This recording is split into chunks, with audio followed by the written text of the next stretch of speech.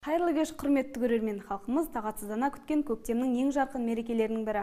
Ұлыстың ұлы күні Наурыз мейрамы келіп қалды.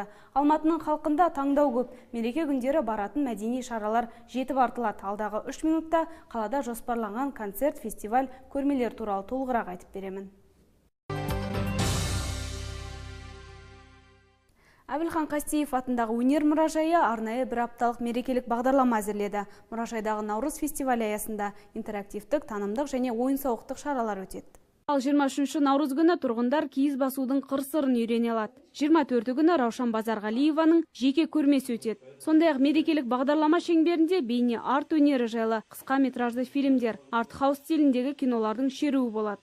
Ұлыстың ұлы күніне жоспарланған шара квест ойынымен қорытындыланады.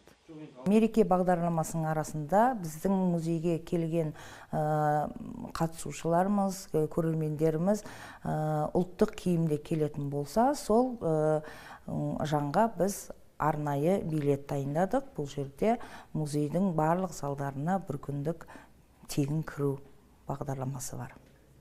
Алматының халықаралық фестиваль өтеді. Сайыскерлерді атағы жер жарған хореографтар бағалайды. Фестиваль аясында дүниежүзінің әйгілі көше биінің мықтылары шеберлік сабақтарын өткізеді. Мереке күндері қала тұрғындары қуыршақтар әлеміне саяхат жасай алады. Ертең Еуропа елдерінің қуыршақ топтамаларының көрмесі шымылдығын түреді. Авторлық жұмыстар Рексіз қонақ үйінде паш етіледі.